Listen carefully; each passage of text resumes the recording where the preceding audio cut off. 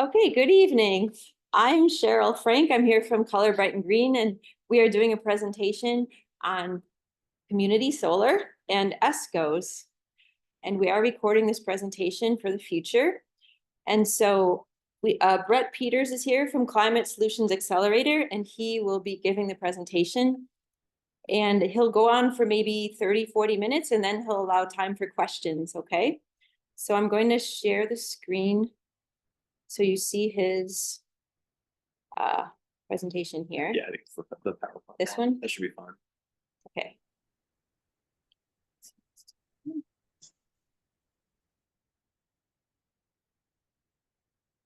Would you just like to be on like slide duty for like the first couple minutes? Sure. And just see if anyone else trickles in. Sure. I just want to make sure I'm recording. I must be. Yeah. Oh, it's red. Yes. Okay. Yeah, you look. All right, but go ahead and introduce yourself first on here. So yeah. So I'm doing kind of simultaneous for my in-person audience and on Zoom. Does that volume sound okay to everyone? Yeah. Not too loud. All right. Well, again, I'm Brett Peters with Climate Solutions Accelerator. I am the commercial energy advisor, and yeah, thanks so much to Cheryl for inviting me to talk about this topic. I do get the occasional question on it, but this is kind of my chance to really dig into the topic and research it and come away with some findings that I hope are, helpful for everyone. So yeah, and again, there will be some time at the end for questions. So please hold questions for the end. All right, quick agenda. What is AMPed? What is the Climate Solutions Accelerator? What are ESCOs? What are the benefits? How do you choose a provider? What actually happens to your energy bills after you switch? And we'll talk about some other energy programs at the end you might be able to take advantage of.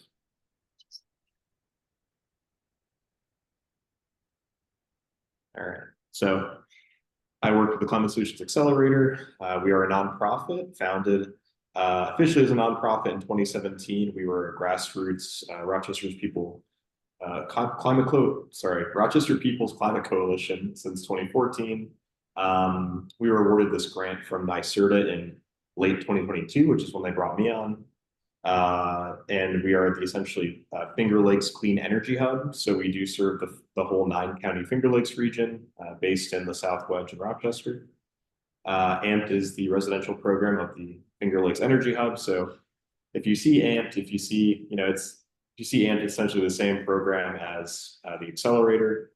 And NYSERDA mandates that 35 to 40% of our work focuses on disadvantaged communities around the region. So what are the goals of AMPed? We are looking to support the community transition to vehicles and buildings powered by carbon-free electricity. We offer free and impartial support to local households and businesses. And we can connect people to state and federal programs to help subsidize their electrification costs. If you want to learn about those programs, definitely recommend getting in touch with an energy advisor, which I'll kind of invite you to at the end of the presentation. And just our service area map. All right. So what are energy service company or ESCOs? An ESCO, definition-wise, is just a third-party energy supplier. So it is a competitor to something like RG&E or your main utility. Essentially, it sells electricity or natural gas in our region to customers, and they actually provide that energy transmitted by your utility. So you are still receiving your electricity and gas through your utility, RG&E or NYSEG or National Grid, but you are just getting it provided by a third-party provider. ESCOs were first kind of introduced into New York State in the 1990s, allowed by the Public Service Commission. And changes in the market have provided an opportunity for consumers to choose who provides their energy supply. So I'll kind of discuss the pros and cons of ESCOs. Some benefits, they do offer different variable or fixed rate pricing. So the benefit of variable rate is that, you might have, as long as the markets are doing well and energy prices are low, you are likely paying a lower rate with a variable rate agreement. Whereas fixed rate, if you are looking to maybe enter in some sort of budget building agreement where you're paying the same thing every month over the course of 12 years, or not 12 years, 12 months to 2 years, that is a great way to kind of estimate your energy cost by doing a fixed rate plan with an ESCO. So, if RG&E is getting a rate increase improved early or late next year, you could always lock in with a fixed rate plan to kind of, combat the rate increases. I can admit this person in the waiting room. It is, with the Public Service Commission, their requirement that fixed rate cannot exceed a certain average cost from the utility, and there's only a maximum of a 5% premium with a fixed rate plan.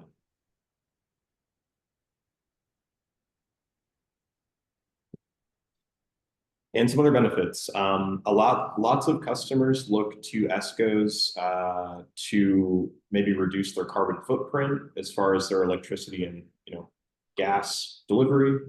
ESCOs are required to meet certain clean energy standards as part of the New York State Climate Act. The Climate Act does mandate, the goal of 70% renewable energy by 2030 statewide and zero emission electric grid by 2040. Some providers, some ESCOs will offer 100% clean energy from wind, solar, hydro, those sources, and we'll even offer like a monthly breakdown of what is your carbon emission reductions by using this ESCO plan. So some customers might get a large benefit from that. I do offer a disclaimer because our grid in upstate New York is very, very clean compared to downstate. You can see it says 88% zero emission energy generation, coming from hydro and wind and nuclear.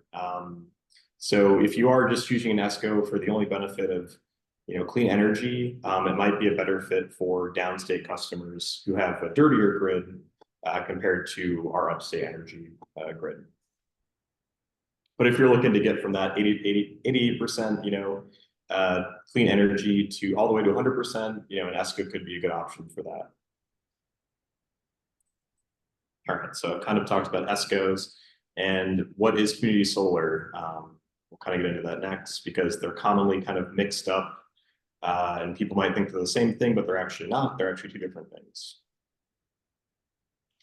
So community solar is an offsite solar project that generates renewable energy for multiple customers through a subscription model. Essentially, customers are subscribing to this community solar project and they're getting a benefit in return. So similar to an ESCO, they keep their electricity service. So they just look at their delivery from RG&E or National Grid, but they are just getting their solar electricity production credited by this solar project. You might also see community solar referenced as community distributed generation, because that is kind of a broader term to include non-solar projects such as like hydropower. So if you do see that term later in the presentation, you can kind of associate it with community solar. And what are the benefits of community solar? Little to no upfront costs. It's very easy to actually subscribe to a community solar project. It is accessible by renters, or if you would like to get solar panels, but you don't have the space or the upfront funding for solar, that's a great way to kind of, decarbonize your electricity supply in a very, very easy way.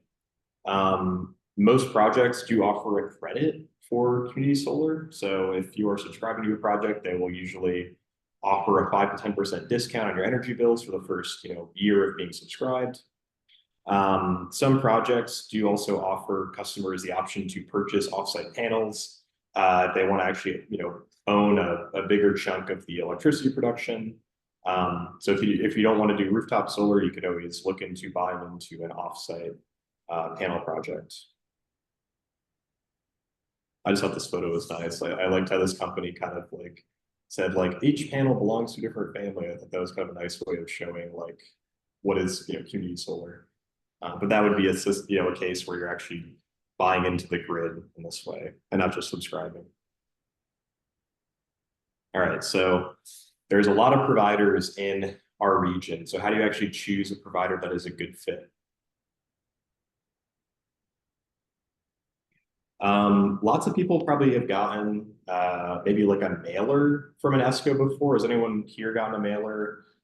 Seeing pretty much everyone raise their hands. They might be offering that 100% carbon-free electricity if you subscribe. I know I got that a lot when I lived in the city. But some of them may not be vetted by the PCS or NYSERDA, so you always want to double check the validity of those. Department of Public Service does have an online listing if you want to double check that they are regulating that ESCO. So if you do get that mailer, you can go on to New York State Power to Choose and double check there. And I will be sharing the slides after this if anyone wants to access any resources I'm talking about. But pretty simple. So you just go into this New York State Power to Choose, you put in your zip code, and then it gives you this kind of spammy pop-up of electric or gas. Unfortunately, the gas, it is a fossil fuel, so it doesn't have that nice renewable energy offer tag on it. But it's a really great just kind of database for comparing different ESCOs. And so this is probably, I guess it's kind of easy. You can see it, but it's a really easy way just to get a side-by-side of, what is the pricing for, in this case, electricity from ESCO to ESCO. What is the renewable energy info? I did find it interesting RG&Es wasn't showing up here. And they're also the top result. They're always like the first result, whether you're, whatever parameters you're searching with. But yeah, and then you can also look at minimum terms of the offers. Is it a 12-month, which is pretty standard, or is it 3 to 4 years to get your full benefit? But you are locking in at this, at this rate. All right, so what variables do you look for when comparing an ESCO? As I mentioned before, variable or fixed rate. Fixed rate, what the monthly payment's going to be month after month for the term, whereas variable can go up or down. How long is your contract? Expect to see 12 months, but it kind of go all the way up to 3 to 4 years. Is there a cancellation fee if you're not happy with your service? Are they going to charge you $100 to cancel? And what percentage is the renewable mix? So as I saw on the previous slide, it kind of gave an estimate. And all this info, it is on the Public Service Commission website. Hey, Brett, we can't see the slides very well. Can you make it so your main slide is one Zoomers see? Oh, yeah. Do you want to take a look at that? Yeah, what's the problem? Do you only see half the slide? Or there's just too small? Let's try.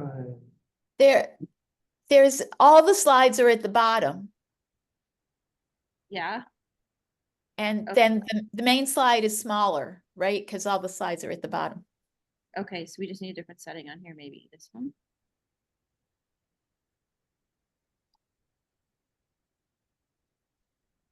When are we still? Is that better? I don't see any of the slides now. Yeah, I don't think we're screen sharing anymore. Oh, Sorry to interrupt. that's all right. Click use slideshow there. All right, are we seeing that, or Are we not screen sharing? I don't think we're screen sharing. Not screen sharing. Okay. How do I get out of this? Is there an escape?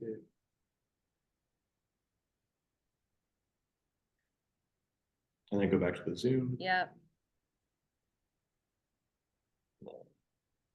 Share. Let's share this one right here.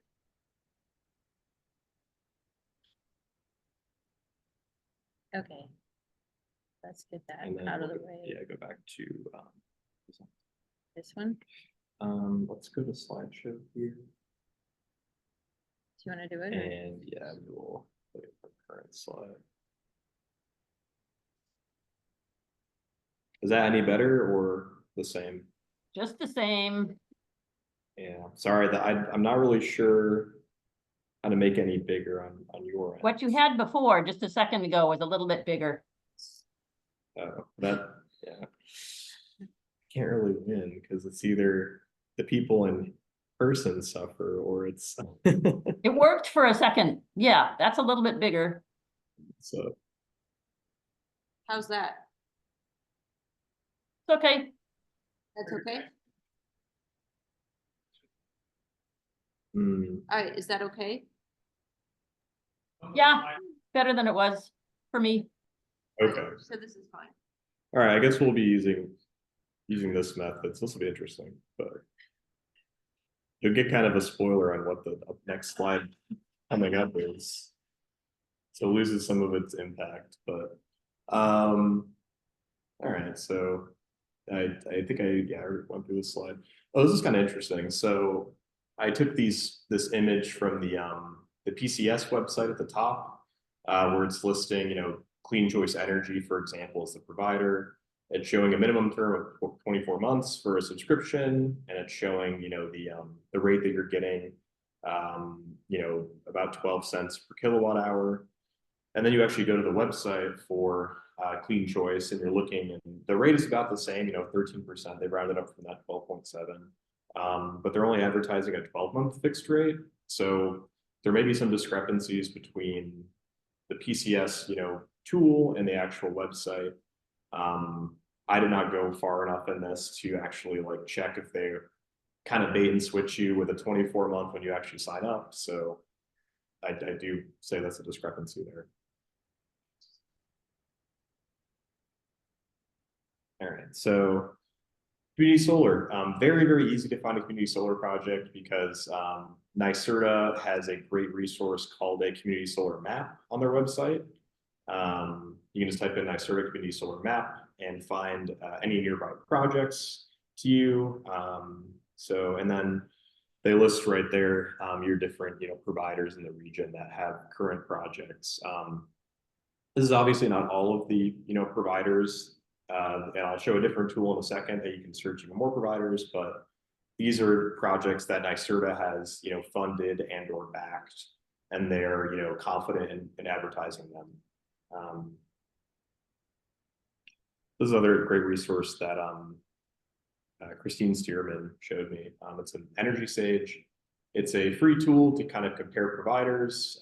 The search is not as bolsterous as the NYSERDA map. There's not as many options, but I do like that you can see their ratings, kind of like Yelp, from provider or from customers. A lot of them are I've been stuck on the wait list for a month or two and they're not getting back to me. So I think it is interesting to kind of get other customer feedback because you are taking kind of a leap when signing up to an ESCO or a community solar provider. They even list that there's a sign up bonus, like a gift card. They estimate your annual savings. You can plug in your energy bill with this website and they can kind of estimate it that way.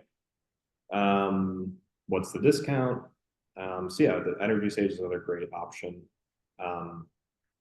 But realistically, you want to kind of visit all of these different websites and see if any of them are offering maybe a better credit on your bill or more agreeable terms. It is very easy to actually sign up. You just have to put in your info, utility info, and agree. And then normally you're placed on some kind of wait list for a month, around a month or a couple of weeks to actually get added to a project. I am seeing a lot more capacity now compared to last year. Last year, a lot of these companies, the wait list was full, but a lot of them seem open right now, since I'm getting. So it is not a bad time to sign up if you are looking at community solar. All right, so I've made the switch. I've signed up for an ESCO or community solar. What actually happens to my energy bills after that? So I do bring up these two terms because they are kind of important. If you sign up for a consolidated billing plan, you will receive just your normal bill from your provider showing your costs. Most providers offer this because it is, saves paper that way. It's easier for the customer to parse. But if you are on a dual billing plan, that means you're getting your normal energy bill, which you're paying month to month, ideally, and you're also getting the community solar, bill showing, the credit and what they're providing that way. So ideally, you'll be on a consolidated plan, but you might also be on a dual plan. So if you sign up and you start getting separate bills, that could be one thing to look out for. But yeah, I have two energy bills here, courtesy of Sustainable Westchester. So this is an NICEAG. I could not find an RG&E example. It usually takes 1 to 3 months to actually start seeing the credit after you've signed up. But this is for an ESCO provider. So you can see that this ESCO, their bill, or what they're charging is laid out right here on the bill. Whereas if you're not on an ESCO, all of your energy charges are just here as normal. Here's another example with the same kind of bill. This page has the provider information on the back. This got kind of jumbled. And then if you don't have an ESCO, there would be no ESCO page on the back of it. And supply would just be here as normal. Whereas the supply with the ESCO would be on a separate dual billing sheet. This is probably not super easy to see, but so I do apologize. But this is community solar comparing. So you can see here, sadly, community solar does not give you a credit on your delivery. That is kind of a non-negotiable for the utility. It's just crediting your actual delivery, or sorry, supply charge.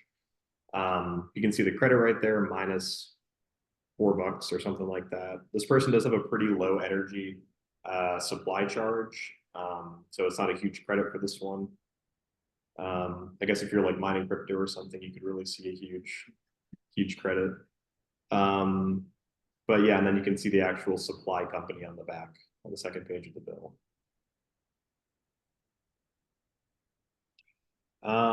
And I put some other disclaimers here because I'm not an expert. I'm just a resource giving you what I've found by doing some digging into this topic.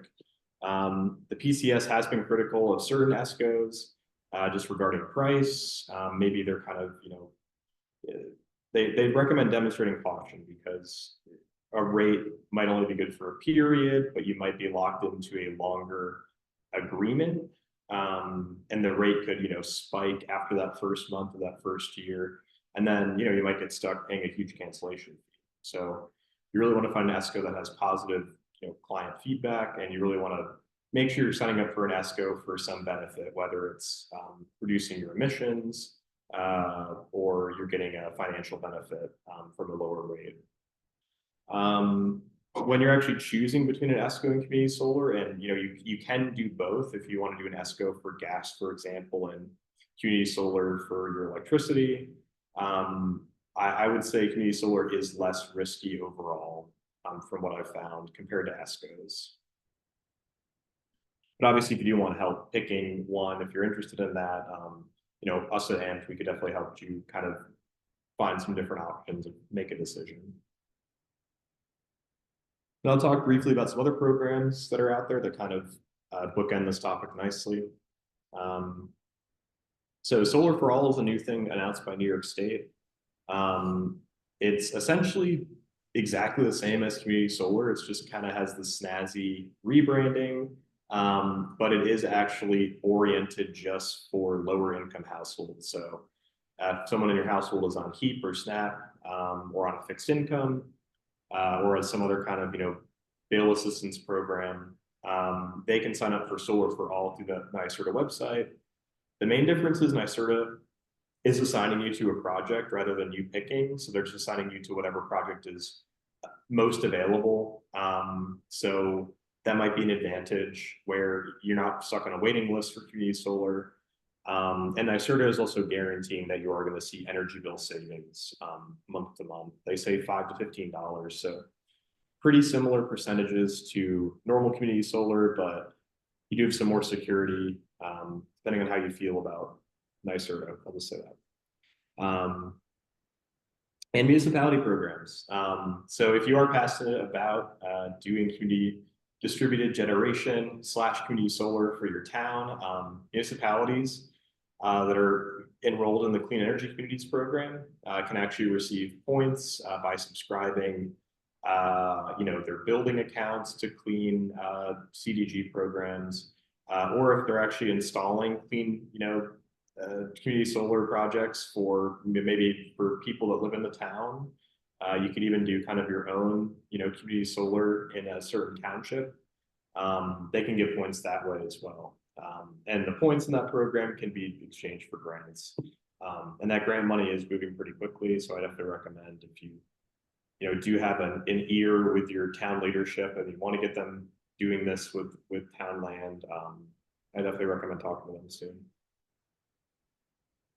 And some other, federal programs and NYSERDA programs. Obviously, ESCO and community solar are kind of a great starting place for decarbonizing your carbon footprint in your home. I always recommend, getting a free energy audit to improve your home's building envelope. Taking advantage of NYSERDA grants and rebates to improve your insulation, your air sealing, your windows, and really reducing your home's energy usage that way. And the Federal Inflation Reduction Act offers additional rebates and tax credits for the above items, plus heat pumps, EVs, EV chargers, and electrical work. Second wave of those rebates is coming out early next year, so definitely, if you want to sign up for a newsletter, I can definitely help you with that, and we can email blast when those rebates are available. And I love this resource, Rewiring America. If you're kind of at that starting place, you can just simply sign up for an account, enter in your home address and info about your house, and they'll give you this great free electrification plan on how to actually decarbonize and what is like the highest priority to electrify your house. I think they do mention community solar is one option when you're filling out the actual survey here. So if you don't have community solar, they're going to recommend over here that you get it.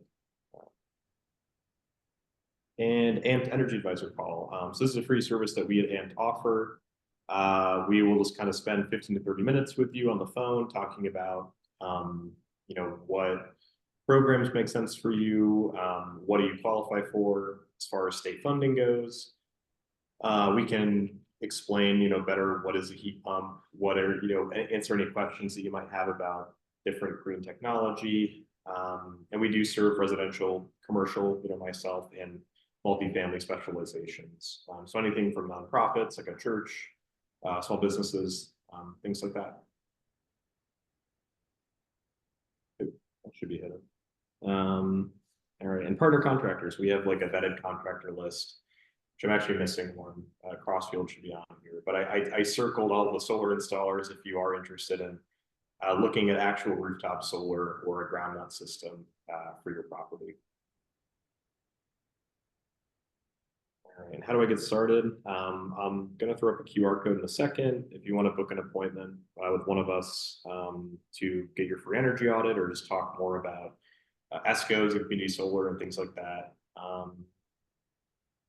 Yeah, that is the end. So open up to questions, either Zoom or in person if anyone has a question. Are there any municipalities at this point that are on community solar? I know Brighton was for a while, but we lost it. Do you know how? Restate the question. Oh, okay. So do we know of any municipalities that are on community solar right now? I do not personally. I can definitely do some digging for you. Do you know what happened with Brighton that caused them to lose it? Was it just? I think it has something to do with the company stopped providing the service. Okay. I think Rochester, the city of Rochester is on one. Okay. I don't really have an answer. Yeah. So, the city of Rochester is on what is it called? The CCA? Is that what it's called? Yeah. Yeah, they have one. Is that the same thing? Yeah. Okay. My information is a couple years old, but I know that there were a couple of communities that were Okay. Yeah. Yeah. But I haven't heard about any.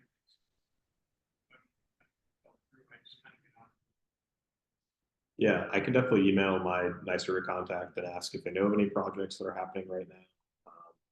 I can definitely get pointed to the right department to discuss that. Weirdly, a lot of the NYSERDA web pages on this topic have gotten reshuffled, I think, with the Solar for All announcement. So I do want to kind of find the right department to connect people to.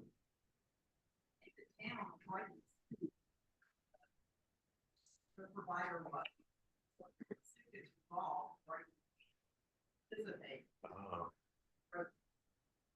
So, wow. can't remember the name of it. But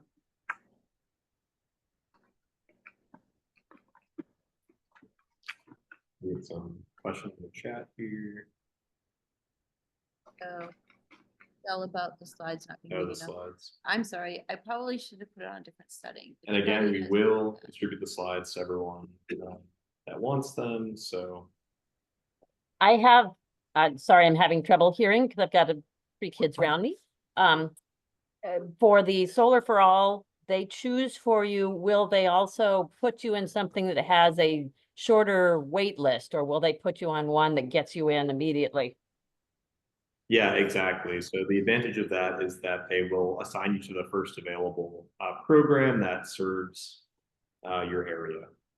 So if anyone wants to find out more about that program, I definitely recommend talking to one of our energy advisors, and we can kind of walk you through how to sign up for that. Basically, I'm trying to figure out how the energy gets from some plot, whether a windows or whatever, to my house. I've got wires. Is there a switch? That's how the switch works. It's essentially just a credit. So oh, so she was asking, yeah, how do you actually get? Yes, yes.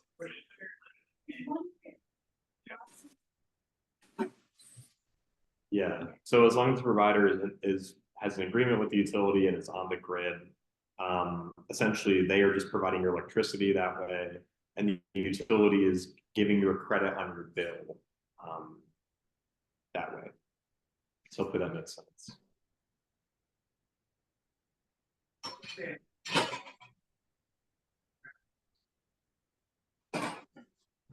Yeah, like the tax credits or. Solar.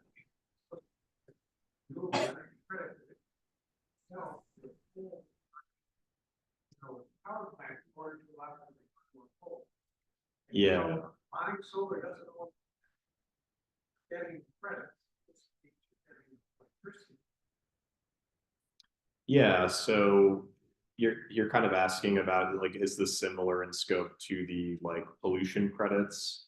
So like, we buy unity solar, are we getting the credits or is the company selling it? So you are getting the credit on your bill. Is you, Renewable energy. I think that's asking, will they have to do more solar or will they just offset that with other people getting more gas and coal? I mean, the advantage of these programs is that it does incentivize more solar projects to be built, and thus more people getting a renewable supply for their, household energy that way. The kind of like polluter credits, as far as the state's concerned, are kind of different. I've talked to a person at NYSERDA who kind of works with that program, and it's kind of way over my head to really explain. But yeah. Something that needs to be looked at. Buying solar doesn't always have the same effect. Yeah. I mean, it's not going to be the same as like actually putting the solar on your roof and decarbonizing your home that way. That solar energy is going into the grid. So there's a bigger demand. The company comes on and there's a bigger demand. That they're going to have to get. I think that they're saying, oh, because you're getting maybe the electric, I'll tell you, I've read many cases, or solar companies sell their power to the consumers and then get removal of energy credits that they can sell to the power plant to allow them. Not generally all. Yeah.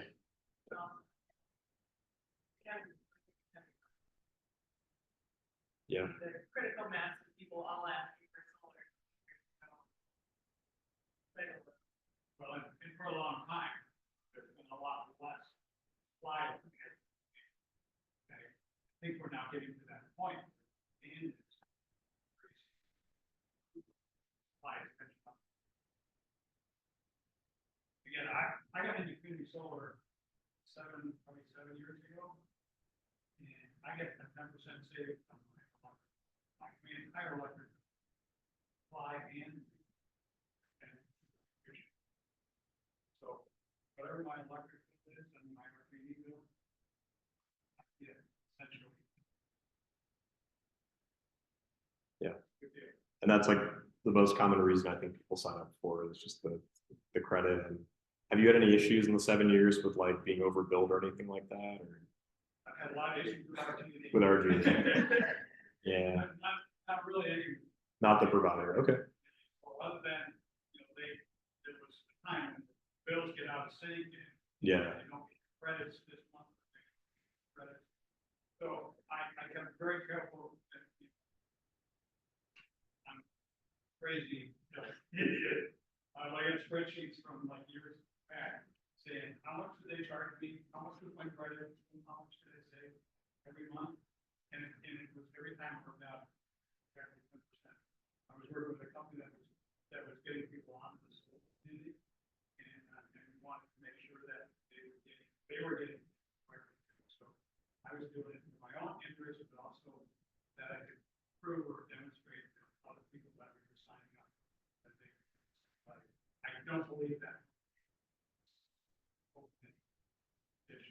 Mm.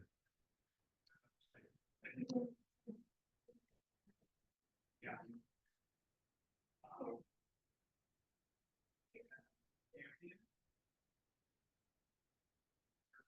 We're out of Massachusetts.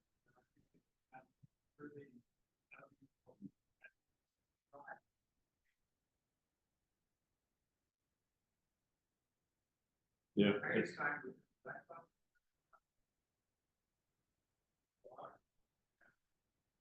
What's happening with gas?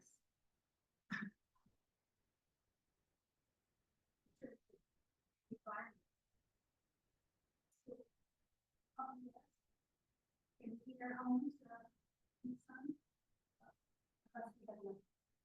Yeah, so if you got like a an air source heat pump system or geothermal, and that would mean that you are not still getting gas, provided all your gas appliances are also swapped out with electric option. So as long as your furnace is replaced with a heat pump, your stove is with an induction or electric stove, and your dryer and your hot water heater. But there is credits for all this stuff. There is rebates and funding for all this stuff. And you'll have to do it all at once. You can kind of do things year by year. But yeah, in that case, you would just be getting an electric supply and you would not be getting a gas supply from the utility. And you could say, hey, I can turn off my gas supply and I can stop paying that monthly delivery charge every month, which is great.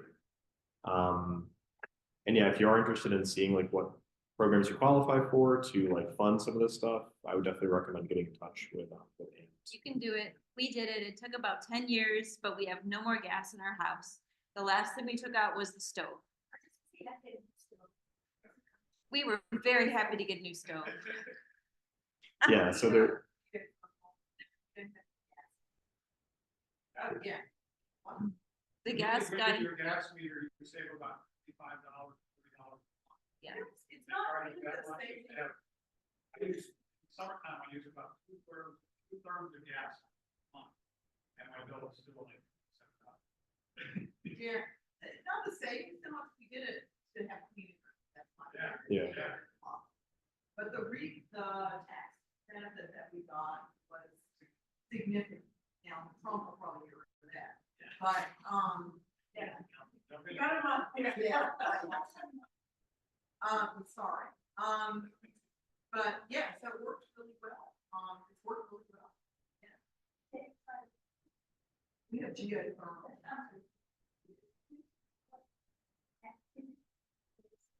Yeah, so there's, I'm assuming you guys did a horizontal system? Or was it? You did the vertical wells.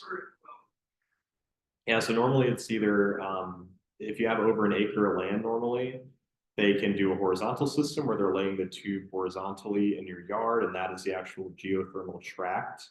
That is where the coolant is being distributed, and they're, drawing the heat from the ground.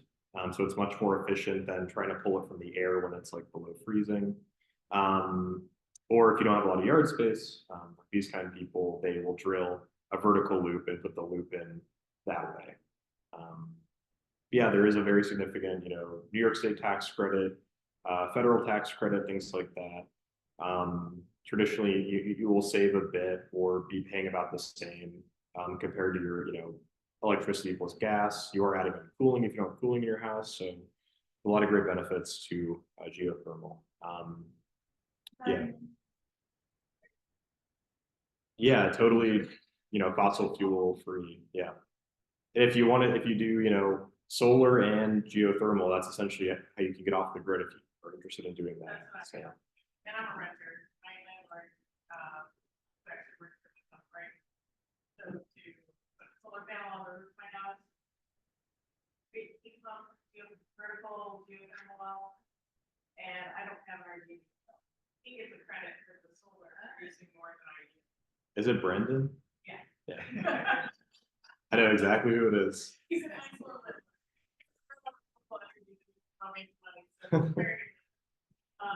But he's gotten credits. He's got tax credits and they also get the money back on his bill. People are like, oh, too bad you don't get that credit. I'm like, I didn't install any of it. I'm just happy to not have utility bill. Yeah. Clean energy. And I've never had central air in my house before. So the heat pump, it can do it for both heating and cooling. So it's like getting a furnace and central air at the same time. Yep. You can keep in the winter 70 degrees. I have upper lower bound, so if it's lower than, I keep it 58 as my lower bound and 80 is my higher bound. So yeah, I don't have to much, but yeah. Yeah. Of the varieties of options that you mentioned, is one or another more environmental? So geothermal is the most efficient and thus would be using the lowest amount of energy compared to like an air source option, but both of them are, free of fossil fuels. They're both, totally carbon free, which is the benefit. Heat pumps are more efficient than like a natural gas furnace, for example, because, the furnace fires on to heat your home to a certain temperature. It burns fuel very rapidly and you lose some fuel. That's why you have furnace, efficiency, 80–90% efficient furnace, because it's burning that extra, 10% that's not included in that. And you're essentially wasting that fuel. Whereas the heat pump, it's a totally different class. For efficiency, it's usually like 2 to 4 times more efficient than a furnace, for example, because they can't even measure it on the same scale as the furnace AFUE efficiency. But yeah, like both heat pumps are good options. If you have natural gas right now, so there's a rebate for the Inflation Reduction Act right now. Currently, NYSERDA is doing a pilot where they're giving you $8,000 to switch to a heat pump, in addition to a tax credit and everything like that. It's only for propane and delivered fuels right now. And they're currently kind of holding the natural gas credit like it's been TBD. They're saying early next quarter. And we, as the energy hub, have been pushing them a lot to overturn and, expand it to natural gas because, 2/3 of homes in our region are natural gas. Like it's kind of excluding a lot of people that way if they don't do natural gas. So that's something when they do, expand it to natural gas, and we feel confident they will do that. If you're on our waiting list, we'll notify you when you can take advantage of the rebate. Yeah. I'm going to end this soon. I'm going to say bye to Lori. Close this out, but Yeah, that's why you gotta come in person. You miss the good stuff. Thank you, Lori. Thanks.